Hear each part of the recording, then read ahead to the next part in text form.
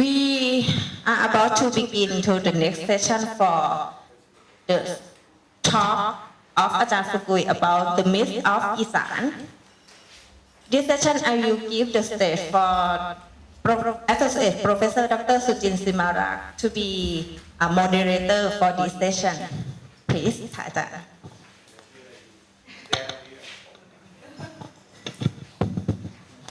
Should I be here or? Okay. Okay. Good morning, everyone. Those that I am familiar with, and those that I'm not sure that I know you.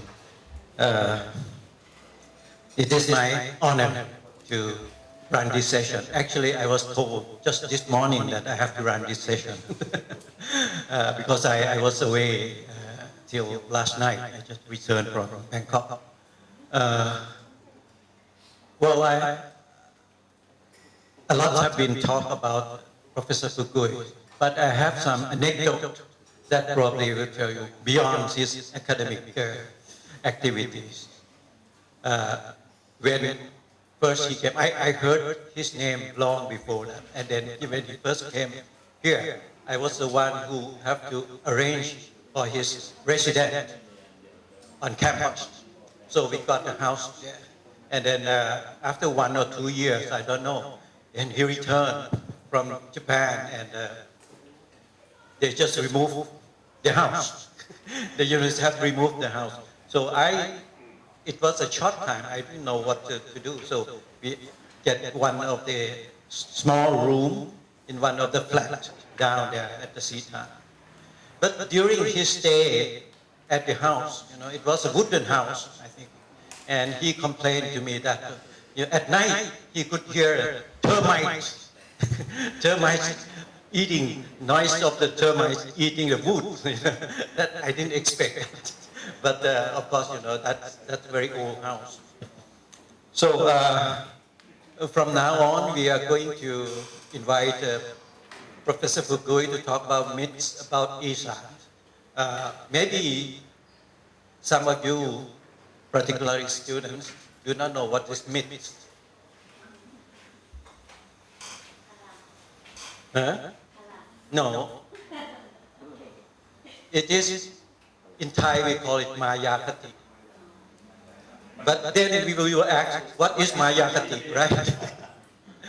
Okay, Mayakati is the thing that you believe, but it is not true. But you always believe, but it is not true.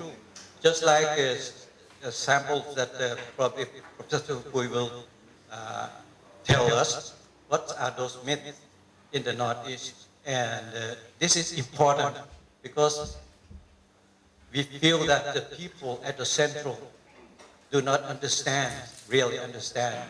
What they believe is something else that's happening in the field, in reality. So I would like to invite Professor Fukui, please take the stage and deliver your myths about Isan. Please give him a big hand, please.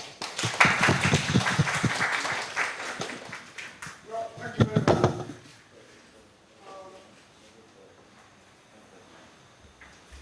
Thanks, first of all, to organize this seminar. Especially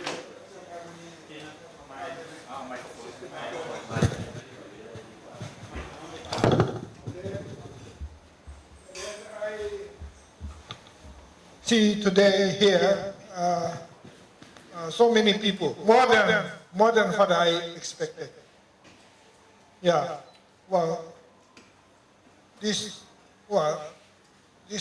so many people came.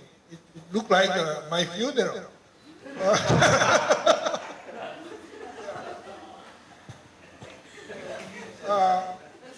Okay, today I will speak something which may be commonplace to some of you, or it may be very somehow provocative to some others. Myth of Isan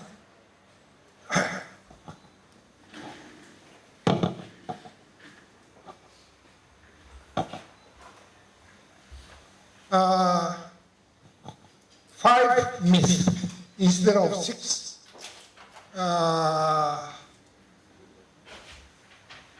Well, I will go one by one. First, is Isan really dry? This is interesting data. This the regional averages of 30-year mean annual rainfall, 1971-2000, by Meteorological Department. Northeast average, regional average, 1,372. Central, 1,215. Isan have more rainfall than Central. I don't know how Meteorological Department calculated this. They do not explain. However, we can say that Isan may be drier than Central, but not because of the less amount of rainfall. The dryness of Isan must be explained by some other way. And then, so far, I see no good explanation. And then my answer to this is the landfall. Landfall may be responsible for the dryness of the Isan.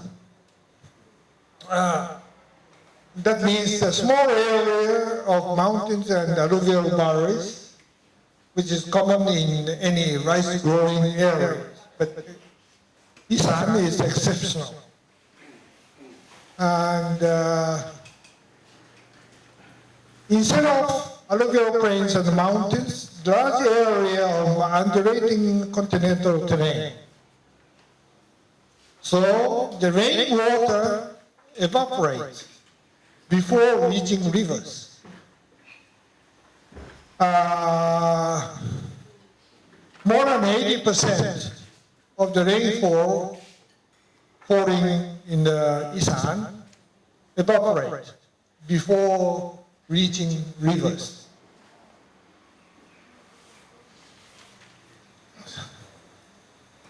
Okay, so this is the my response to the first myth, whether the Isan is dry. Well, it may be dry, but not because of the rainfall, but because of some others. Second, it is often said that the Isan is poor. Have you ever heard? 1/3 Isan, 1/3, 1/3 of Isan. Isan accounts for 1/3 in area of Thai territory. Second, Isan accounts for 1/3 in terms of total population. And then, per capita income of Isan is about 1/3 of the national average. So these are 1/3. I examined it by more recent economic data. This shows per capita gross regional product shown by index. The whole kingdom, the average of the whole Thailand is 100. That means 100 line here. This line is the average. And then 2, Bangkok and Central is above average. And then North, South, Isan is below. Well, Isan at the bottom is about 30% of the national average. About 1/10 of Bangkok. Certainly it's poor. poorer than even North and South. However, for over these about 15 or 20 years, it remains at the same level. What does it mean? Constant disparity in per capita GRP means one, Isan economy has never remained stagnant. If stagnant, it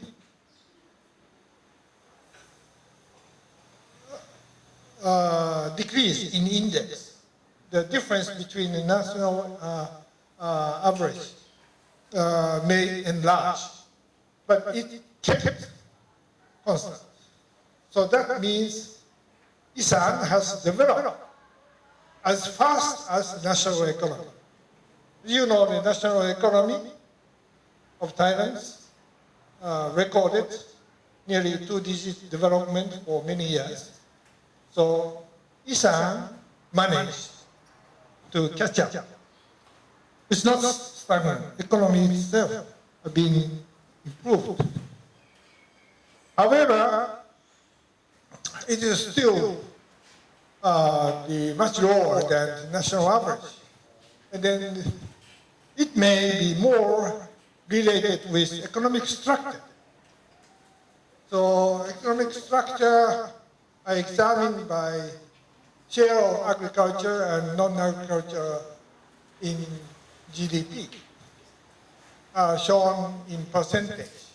And then Central and Bangkok, high GDP area is a very low percentage. Central about 10%. But other three regions, the South is the highest, over 30% of GDP of agriculture, followed by North, 20 to 25%. And Isan is about 20%, lower than the other two. This is somehow a little bit against my estimation, my guess. But it is the agricultural share in GDP in Isan is lower than North and South. So this is the share of agriculture in terms of labor force.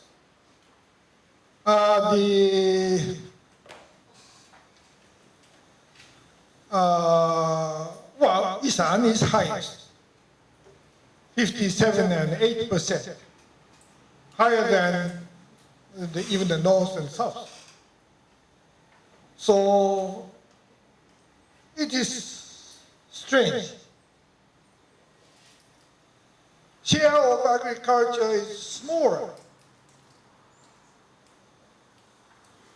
in terms of GRP than South and North, but yet it is larger than the South and North in terms of labor force. Some may think that this means very low agricultural productivity in Isan, because so many people engage in agriculture, but agricultural GDP is lower than South in the North or North. So it might be because of the low productivity of agriculture. Then I examined the agricultural productivity per labor force. I calculated it by using the statistics in 2011 or 2012. And then it came out. Isan's productivity per person is lowest. Only 32,000 baht per person per year. That's the half of the North.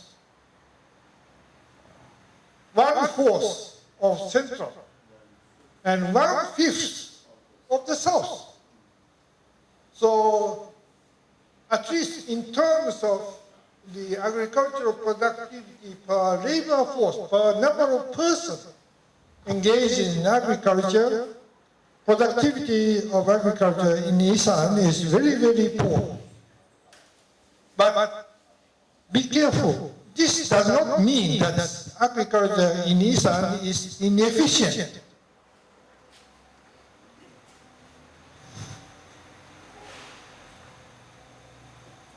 Productivity of agriculture per person was shown.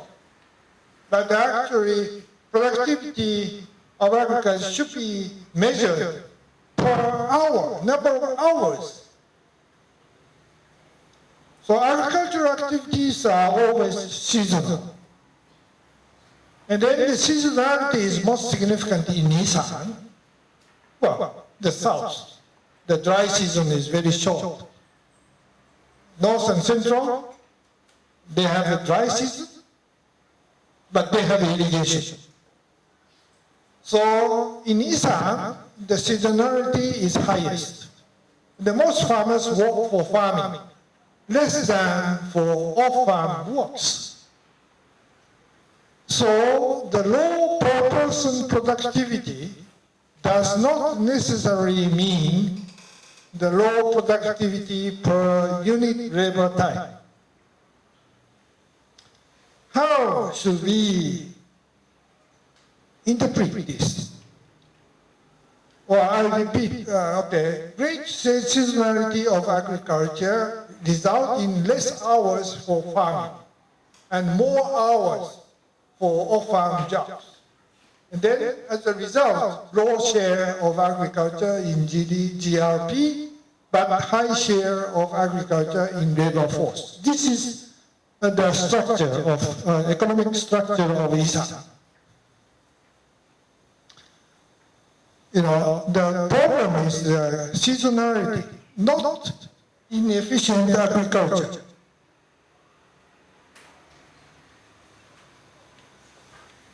This, then, as we saw, the disparity is large but consistent. Consistent disparity.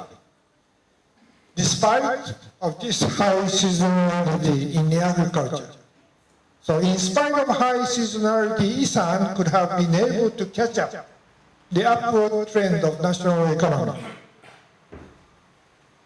This should be said remarkable, I think.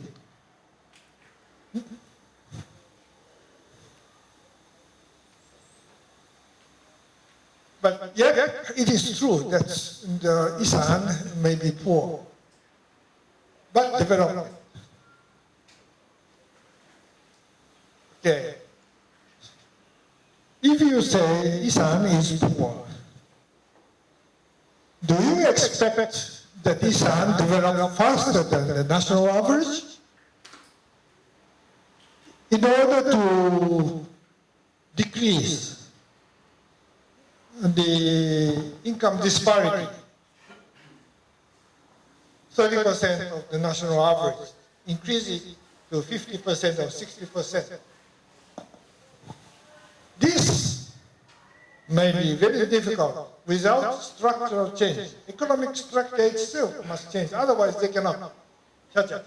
You know, say if the agricultural productivity of central or north or the south increased 10%, and in Isan also increased 10%, then the disparity remained the same as before. No, in order to decrease the disparity, we should have something which improves Isan economy, but not the economy of other regions. Otherwise, the disparity remains the same. You see?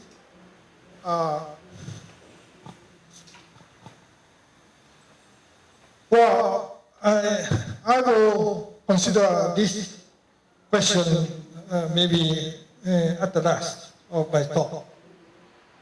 Next, we go to rice. Just the latest rice statistics show that Northeast is number one in terms of area planted during the rainy season. Okay, so share of the rice area is 62%. But yield is lowest, lower than the other regions. So therefore, the production of rainy season rice, in terms of the production, total production of rainy season rice, Isan account for 49% of the whole country. So decrease 62% in area, shrinking share of Isan, decrease 62 to 49. And then if we consider the dry season, okay, dry season area in Isan is only 4% of the total, while in the central nearly half, even in the north, the 1/3, or the south, even in the south, the 1/3.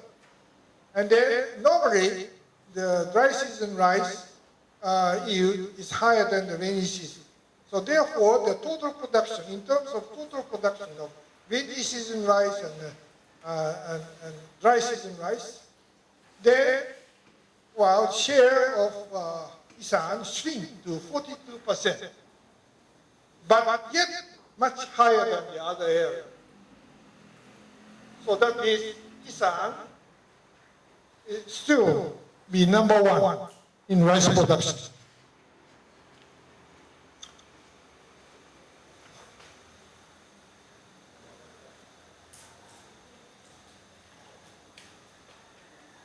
This means that the low yield in Isan, but yet the number one production area. Yield increase is not necessary for development. Development of area expansion has been and is similarly significant elsewhere. But there are many examples.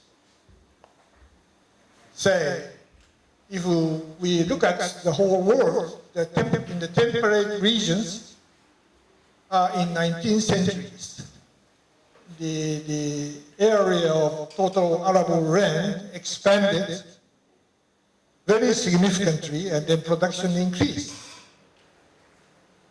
While in Europe, it is Eastern Europe or Southern Russia.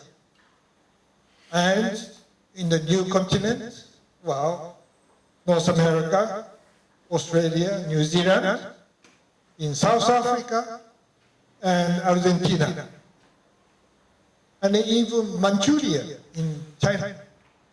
So 19th century is the century of area expansion in the temperate regions. Now, area expansions in the tropics is going on in the 20th century. And then these newly opened temperate regions have lower yield than Europe. Not now, in 19th century. But yet, they produce the lot. The same can be said about central plain of Thailand. It's a newly opened area. Ransit Canal area is a newly opened area in the central plain. But, well, this is the home place of Ajahn Suchin. The Ransit used to be, or even now, the lowest yielding area in the central. That area is big. So about some upland crops in Isan too, cassava yield is lower than Chonburi or Rayong, but still production is bigger. Sugarcane used to be common in, let's say, Supamburi, Kanchanaburi, Pepuri, but well, now in Isan, lower yield per line, but the production is much more. Rubber in Isan is lower yield than the south, but it's still its area expanding and production is expanding. So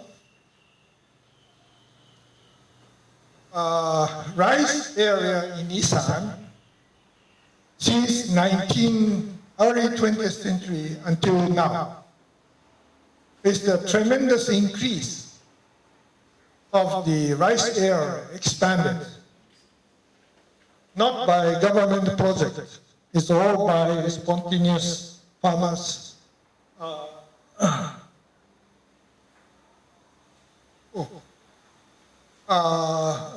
The spontaneous reclamation or chapchon by the people.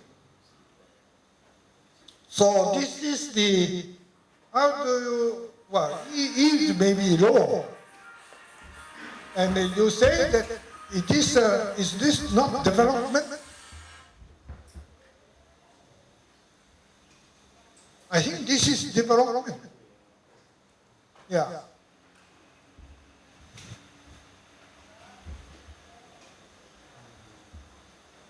The fourth myth is rainfall. It's okay. Isan is famous for rainfall, but it is really the traditional in Isan.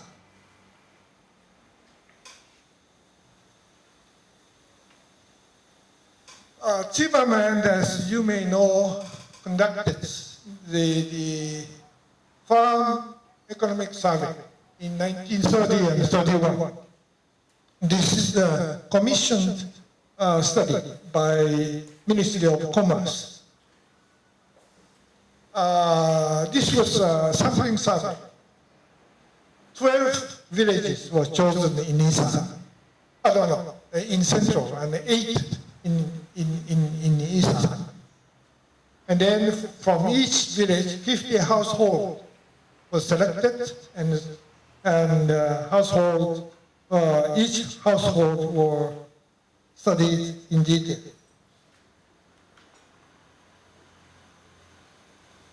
This averaged of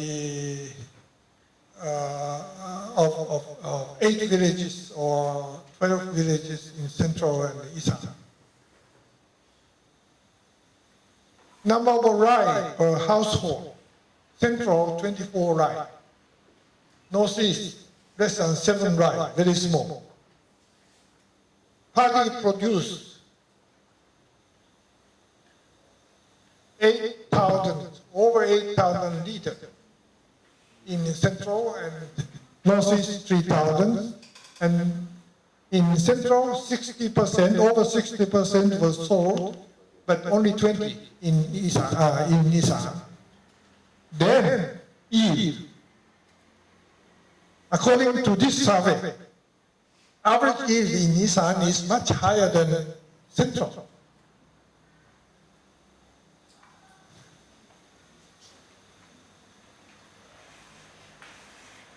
Chipperman in his report say about the water condition in Isan. There is one chapter for water. And then the first sentence in that chapter starts with this sentence: water is plentiful in the rainy season. And then he mentions 3 problems related with water. 1, flood along the Mekong River in Nong Khai, Pao. Second, domestic water during the dry season. Number 3, water management of depressions, known, whether fishing or dry season rice or Nasen or domestic water supply. should be, which one should be considered with priority. So these are the questions. And then no statement on the shortage of water during the rainy season is mentioned in his report. Neither rain-fed nor unirrigated rice are mentioned in his report. And in his other paper, published somehow later in 1937,